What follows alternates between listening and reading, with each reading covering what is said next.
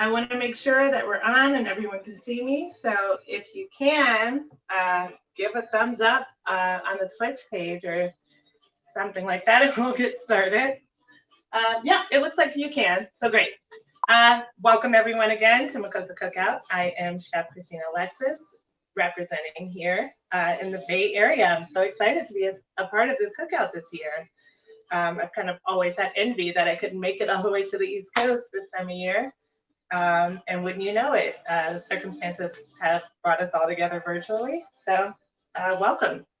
Um, I am a Afro-Caribbean chef here in the Bay Area. As I said, I specialize in North African, Caribbean, and Southern cuisine. And with that in mind, we'll be marrying those three cuisines today with some curry chicken empanadas. So let's just get started. Um, so today I am using store-bought dough. And if you were able to get your hands on the grocery list that we sent out, you would have bought La Salteña brand para el horno, which is like for the oven. The other kind of dough tends to be a little bit denser and it's perfect for frying. And since we're baking these, for inside the oven is perfect. So this is my store-bought dough. I'm gonna roll it out a little bit just so I can get it even, and then we're gonna cut some circles and get them filled. It doesn't look like I need extra flour, but if your dough is super wet, you could flour the back or the bottom of the cutting board. But this looks pretty good to go. And most store-bought brands of dough, they come frozen. So you'll want to have thawed your dough for 30 to 40 minutes before. Not too much longer though, because the longer it thaws, the wetter it gets. So you want to roll it out pretty even. And it is 11 a.m. over here on the West Coast. So these are going to be brunch empanadas. But I know on the East Coast, it's 2 p.m. So these are perfect for lunch. We're going to make a really bright and delicious salad to go with them so that we're not just eating rich empanadas. So that looks pretty good. You don't want it too thin because you might tear the dough. And I'm going to use my really fancy dough cutter. I like to make pretty big circles so that, you know, the empanadas can have more filling. But if you want to make them petite, go for it. And in theory, a knife would maybe help pull this out a little bit better, but it's all good. We'll do our best. So that's our first ring. Maybe press a little harder to get it out this time.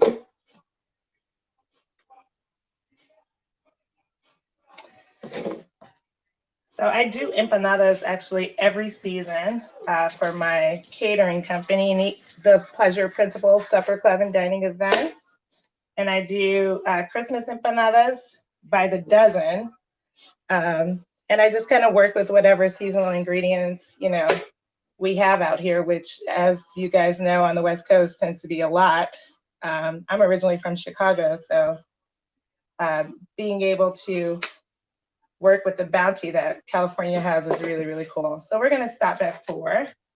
And ideally what you would do is take this, roll it again into a ball and then roll it out so that you don't waste any, but we'll deal with that later. And by the way, flouring your cutting board would have avoided that stickiness that we got going on there, but it's all good. So I came up with these empanadas kind of on the fly when Juan called me and asked me if I would step in and do this cooking tutorial.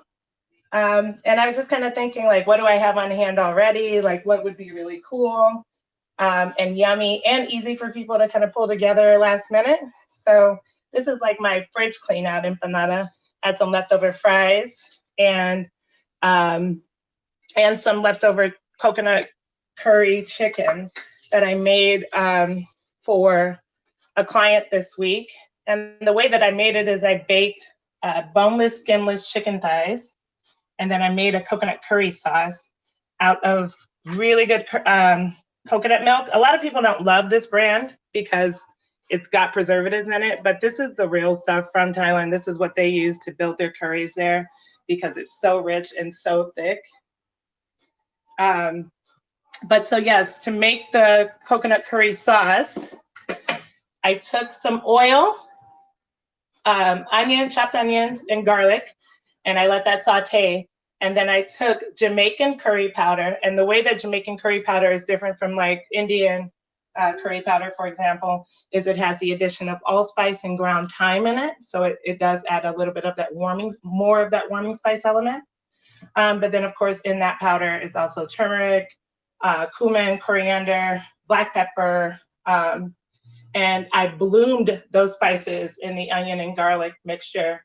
And blooming, if you're unfamiliar, is when you cook a spice so that it's no longer raw and it's like super concentrated. So that's what's in here. Sorry, that's a really long explanation. And it can be a little bit of a lengthy process, which is why I just kind of, had it on hand. But so we have the chicken thighs, coconut curry milk, some potatoes, and I'm gonna add some chickpeas to it just so the empanadas have body. And I, just bought my favorite store-bought can and let them drain off a little bit because it can be a little thick. And I'm just gonna give that a zhuzh, a little stir, and add a little bit of salt because I've added other products that weren't seasoned, and I hate unseasoned food. But the coconut curry sauce is pretty well seasoned.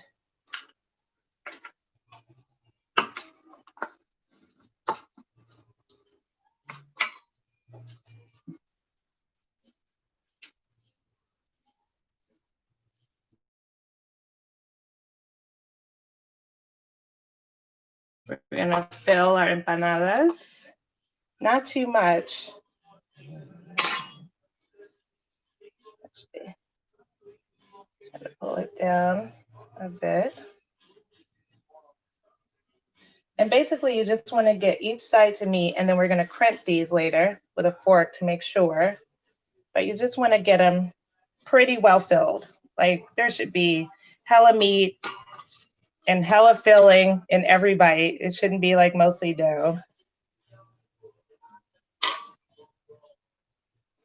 And we'll just, if you wanted to make your own dough, if you're that adventurous, which sometimes I am, just make a standard pastry dough. It's essentially like a biscuit dough that you work a little bit more. But super cold butter, double zero flour is my favorite. I find that makes like a flakier dough, a little bit of sugar and salt. So if they're not closing right away when you crimp them or when you pinch them, don't worry, because we are going to crimp, as I said. So that's like our little security.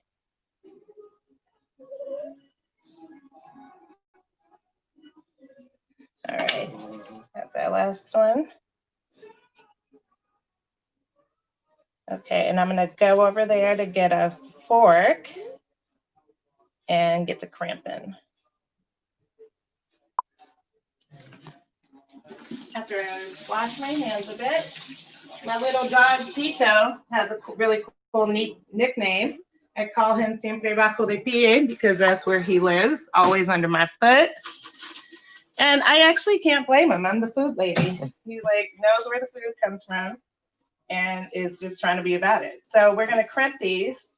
And if you were really trying to show out, you could like, trim off this excess and make it super even. But yeah, just give it a, like we're sealing them and making them pretty. Empanadas are so dope. Like I stand for how many iterations of the dumpling there are in the culinary world. All right, that one popped open. That's all good. Get these ready here.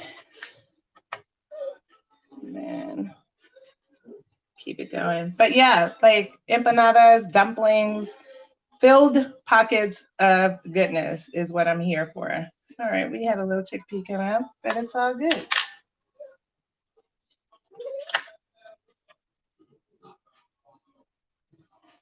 If you pull the fork too when you're crimping, you will get a little bit of a more even edge. But this dough is super buttery. I can already tell it's like kind of melting as I work with it. So we're going to try to work a little bit faster.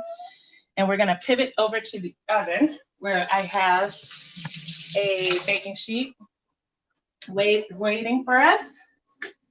So I am going to coat this baking sheet with some manteca because I'm about that life. You could obviously use any kind of oil that you want. Yeah, anything that'll help the empanadas to not stick. I'm also gonna brush the top of the empanadas with this so that they brown nicely. And I've preheated my oven at 375, like well before this live stream started. You really have to have your oven hot already when you're baking empanadas, because empanadas are the kind of thing that need like direct and immediate heat all around it. That's why a lot of people fry empanadas. But yeah, so we got that well oiled. I'm gonna walk over with my empanadas.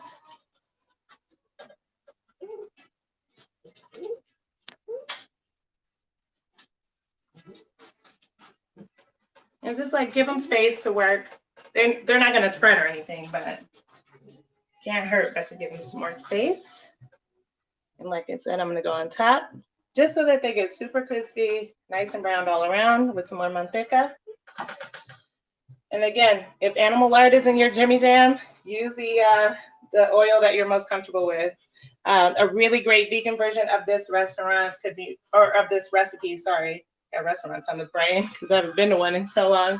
But a really good vegan option would be, you know, coconut oil, and the filling could be chickpea, potato, and like squash or something like that, with even some raisins if you wanted to go traditional Argentinian. Back it up, Pico. So these will go in, like I said, a 375-degree oven for like 18 minutes. Enough time for us to make a really cool salad. I'm gonna set it for 15 because it's really hard to calibrate home ovens sometimes, and I really like to give myself leeway. So we'll do 15 minutes on that and get started on a salad. I consider myself very, very, very lucky. A couple of our neighbors down the street literally are growing passion fruit vines. And so when I was thinking about, again, like what a really cool recipe would be to complement the empanadas, I was like, I love making passion fruit vinaigrette. Oh, I'll just go down the street and pick up passion fruit. These are young. They look very much like pomegranate when they're this young. They're like individual seeds, but they're still very tart and like kind of bright and have that very tropical flavor that passion fruit are known for. So we're going to use this in our sunflower shoot vinaigrette today. And like I said, some of what makes living in California so special is access to the ingredients that we have here. These sunflower shoots are coming from a farm here in Oakland called Wild Dog Farm. It's a woman-owned farm, and they grow sunflower and pea shoots for me and possibly for you to order. So when you place an order with them, they seed the sunflower and pea shoots, and then they grow within 7 to 10 days, and they bring them to you that fresh, which is like kind of the coolest thing ever. So I'm gonna get these in this bowl here, and then we're gonna make a really cool and thoughtful vinaigrette. These are so, so tender. They have become my absolute favorite salad green. Like, because of this, recently I've been doing keto for the month of August, and I'm just kind of letting it bleed into for however long I really want to do it. And you know, like I'm a chef. I like things that taste good. I like rich, interesting ingredients, and sometimes like just salad and veggies don't do it for me. And I know that there's a million ways to doctor those things up, and even a lot of protein. But it's really fun to play with like different textures so that you're not just eating kale or just eating arugula or just eating romaine. Sunflower shoots offer just as much, if not more, nutrients, and they're so, so, so cool. I can't tell you how like supple and delicious. They really are. So if you haven't tried them, give them a try. All right, let's make a vinaigrette. Con permiso, Pico. What up? You kind of just never listen. So we're gonna scoop out the inside of this young passion fruit. Get those seeds going. And as you can see, again, they're just like individual seeds. They don't have like a pronounced black pit like the ripe ones do, but that flavor is still there. And it's so cool that there's a passion fruit vine down the street from my house. I can't tell you how much money I spend on passion fruit. They're like seriously $3 a piece. And so just to break those seeds down a little bit preemptively, I'm gonna add a little bit of salt to start, and then we're gonna season it again in post if you need to, and some pepper. And some white wine vinegar. And that'll get those young seeds kind of macerating. And so while that's sitting, I'm gonna get our sweetener and a whisk. Little baby salad dressing whisk. Everybody needs all the tools for what it is they're making. And this is just a little bit of maple syrup. You could use agave.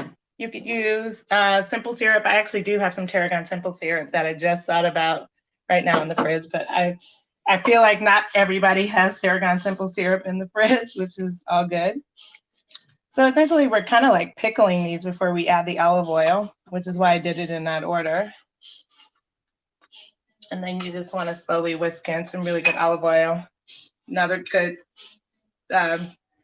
great reason to live in California. Great olive oil, no big deal. This is Cepe Groves. We got it from a place out in Benicia.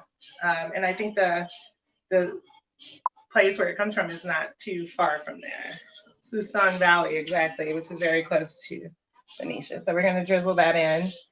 I'm all about this. Like as a chef, I have to say the food life in California is much better than Midwest, and I guess maybe not so much East because it's just a totally different terroir up there. But just having come from California or from Chicago to California, I'm just always so impressed by the integrity of ingredients and how readily they're available. Like, it just used to be so hard to source really, really great locally and artisanally made items. So that's our vinaigrette. We're going to let that sit a bit. The longer it sits, the more tender those passion fruit seeds will become. If you're using ripe passion fruit, even better, because obviously the seeds will be that much more tender. But yeah, we'll put this in the background for now, and we will talk raita. So in the shopping list I included for this tutorial, I said whole milk Greek yogurt. I prefer Strauss brand. If you can't get Strauss, just use your favorite thickest, like thick with 3 C's Greek yogurt. Love Nut also works perfectly. And I know that that's like hella available on the East Coast. Love Nut is essentially a Mediterranean version of Greek yogurt. It's almost thicker. It's almost a cheese consistency. And what I like to do, and I'm just going to keep reusing my doughy cutting board. I'm going to reach over here and grab a bowl. Put in these. And we're going to talk about different variations of raita. So since we're kind of making these like Southern West Indian inspired empanadas, instead of like a chimichurri sauce, like a green sauce like you would do with Argentinian style empanadas, I was like, let's go creamy, let's go West Indian. Traditional raita, like in Indian cooking, is the yogurt with like cucumber, mint, cilantro. It's a cooling agent for spicy items, but it also is just like a really great alternative to like, say, ranch or like some sort of dipping sauce like that, where you want the richness, but you just want it to be more of like a brown flavor, and yogurt really lends itself well to that. It's not overwhelmingly salty or anything like that. So in my raita, I have a little bit of salt and pepper, some dry chives, and we're going to add some cilantro and scallion, which we're also going to garnish with eventually. And we're also going to add some garlic powder. You could add roasted garlic or minced garlic, but garlic powder is just, it packs that garlic flavor right away with little to no work. So this is some minced cilantro I already had on hand, and you want to add a lot of it, or as little or as much as you want, but I like a lot. I love cilantro. And I'm going to mince up this scallion.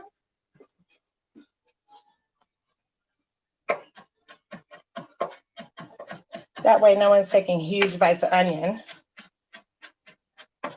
And if you wanted to, you could go ahead and add cucumber and keep this raita pretty traditional. But I actually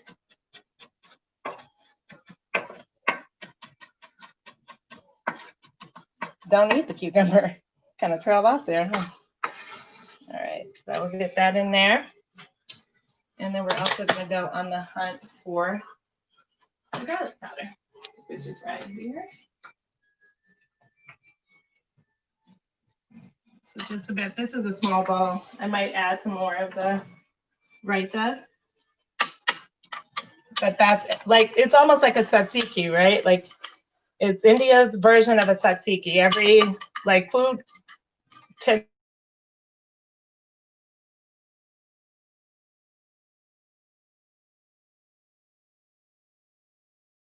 a lot about their culture.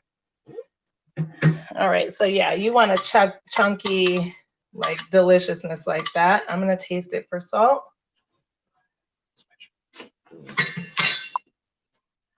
And it could use a little bit more. Again, I can't tell you how important minerals are. I saw a meme that said the more minerals you consume, the less revolutions you get around the sun. And I'm like, more minerals, less revolutions. So that's ready. We're gonna let it cool off on the side. Put that in the fridge for a sec. And we're gonna check in on our empanadas that have 4 minutes left. Let's give them a see. So they're coming along. They'll probably need a little bit longer. I think I'm gonna up the time to 6 minutes and turn the heat up to 400. Because like I said, that was a really buttery dough. So we're gonna go up here and up the timing. And while we're doing that, we're gonna give our salad a toss. And then start cleaning up and thinking about plating. Plating is one of my favorite parts of serving food. It really gives you an opportunity to like present what you've made to whoever you've made it for and like make it something really special. So I'm just gonna try this with a little first and then just toss it with my hands and make sure every leaf gets coated. And if it ever feels overdressed, which this kind of does, just add some more pea shoots. Just a little bit. And then we're gonna check that for salt here.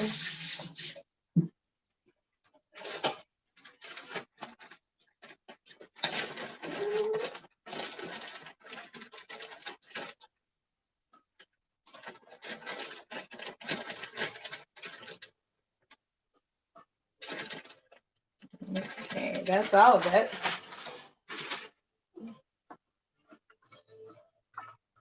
I haven't seen any questions yet, but if anyone has any questions about any of the techniques, or I know I skipped a few steps with the chicken being pre-prepared and with the raita kind of halfway being prepared, but yeah, let me know if you have any questions or comments on the Twitch channel.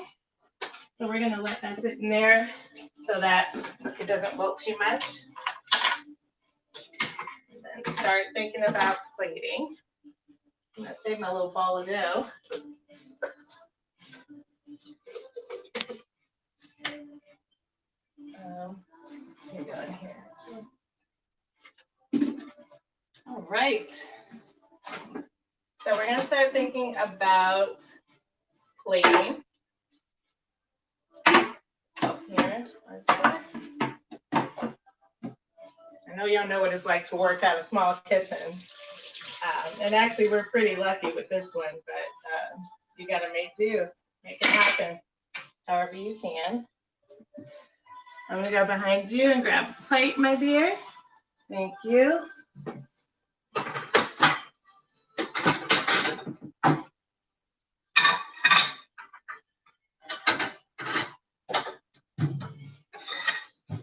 right.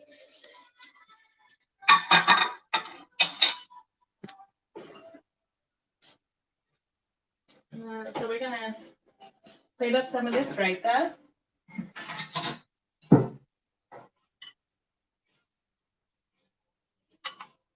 And I really love making things look really nice and pretty and thoughtful. It's just like, I don't even think it's just because I'm a chef. I've always enjoyed plating like that, even before I became a chef. Just some nicely chopped scallions, give it some height.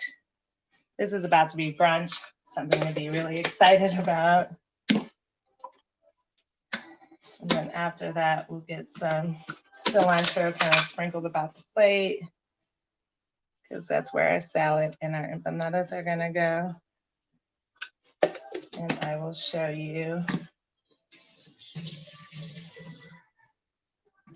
what the empanadas look like. Let's see, I haven't seen any questions yet. Oh, look. I just now found your questions. For some reason, they weren't loading up. But yeah, let's see if we have any questions. Not really. Great. So far, y'all just look like y'all are here for it, which is awesome. If y'all want to comment on like the best empanada you ever had, the style even, that would be awesome, because I'm always here to try new foods, especially if y'all have any recommendations out here in the Bay. Let's give these a check. All right, yeah. They're almost there. This was the butteriest dough I've ever used. I wonder if it would be a good idea to flip them. Let me give them a try. Let's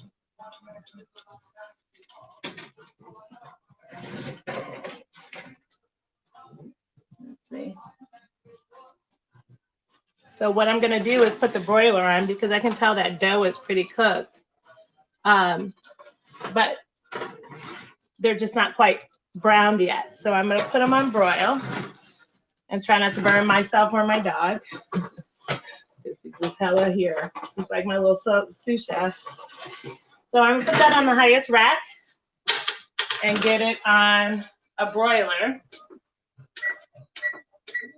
on low, because I'm not trying to burn them. That would be like the least ideal in this situation. But I do want to just get them a nice brulee on top, so I can cut into one and show you guys what it looks like plated up. And that shouldn't take longer. Like when it's on broil, you need to be vigilantly watching, because it's just a matter of seconds before that thing can catch and ruin all your hard work, even your pre-made hard work. So yeah, I've got it on 2 minutes now. I'm going to keep checking it every minute. And we're going to add some of these sunflower shoots.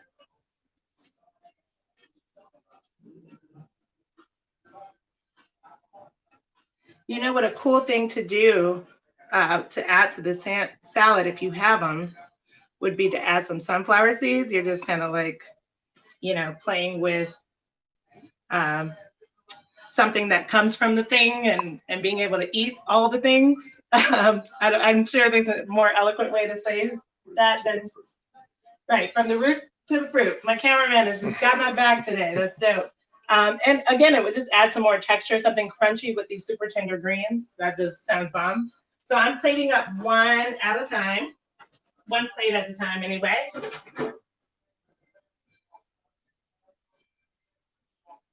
Oh, Cuban empanadas. Okay. Okay, I'm here for that. What do Cuban empanadas have in them? Is that when it's like the very cuminy potatoes, maybe with raisin and ground beef, or am I thinking of traditional Argentinian? So let a homie know so I can know like as many styles of empanadas as there are. Okay, I'm gonna give this another check. Yeah, so broiling is the move. Like we're starting to get that browning. We're on our way. This one really feels like the one. These really kind of snapped open on me. And now that I think about it, it's because I used a puff pastry dough, which again has a ton more butter than like kind of a more dense like pie pastry dough, which would have been perfect too. You could absolutely use pre-made pie dough. It'll be a slight bit more sweeter, but then you just want to make your filling that much more savory, which shouldn't be a problem. I'm gonna up this for one more minute, and then we're gonna take that guy out and cut into it and see what we're working with.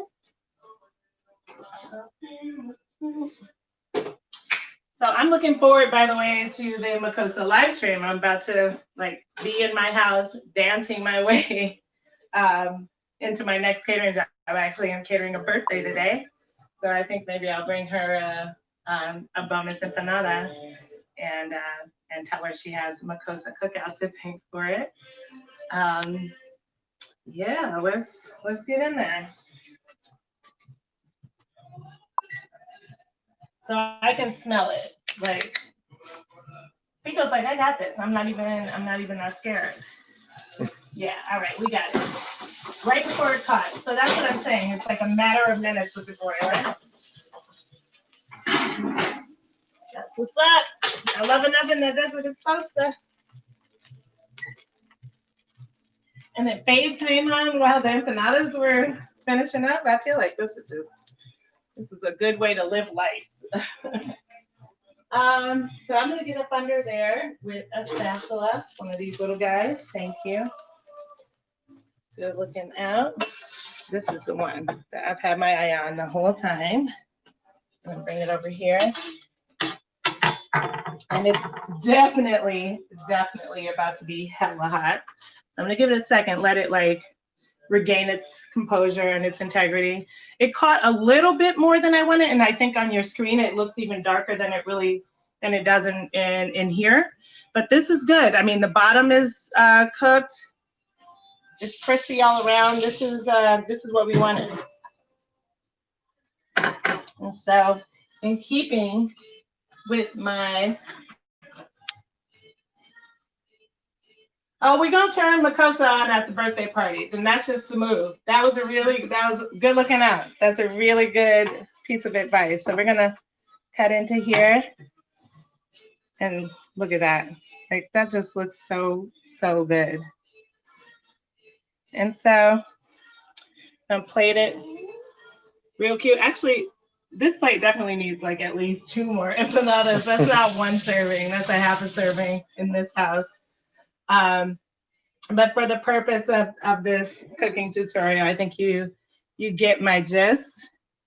And I'm gonna go on top with a little bit more cilantro.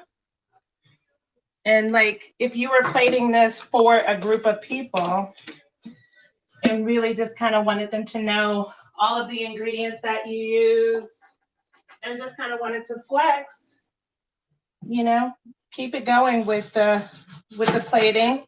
And add a little like passion fruit so that people know what's in everything that you put on the plate. But there you have it. These are like the fastest empanadas I've ever made. And actually, I'm not mad at this puff pastry dough. It looks super flaky. If you want to use like a denser dough, go for it. But there you have it. You have curry chicken empanadas with our sunflower shoot and passion fruit vinaigrette, our sunflower shoot salad with passion fruit vinaigrette, and then a little savory yogurt raita. Got hella herbs in there.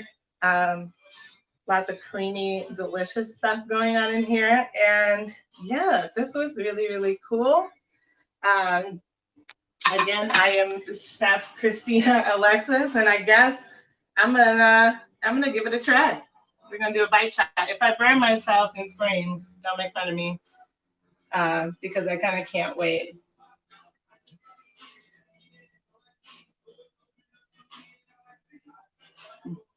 Oh my God. That is so good. And I'm seriously not kidding. It's like even better than I thought it was going to be. That curry is so good. And the potato kind of has soaked it up. That was a really great use of leftover fries. But of course you could use fresh potatoes too. Just bake them before you put them in there so that they're cooked all the way through. But yeah, those are curry chicken empanadas.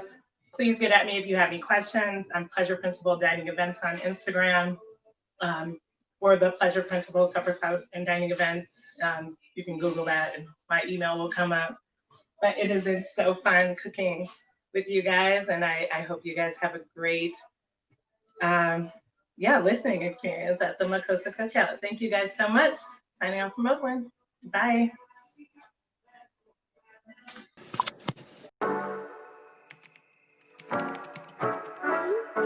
For me, it was just an event to hang out with my friends who I'd met in New York, who were from the Bay, and have a little community, and it grew into something we couldn't have even imagined, and I'm so grateful for it. Don't know if you got a girl, don't mean no disrespect. You can expect it to feel very much like a family reunion with perfect strangers.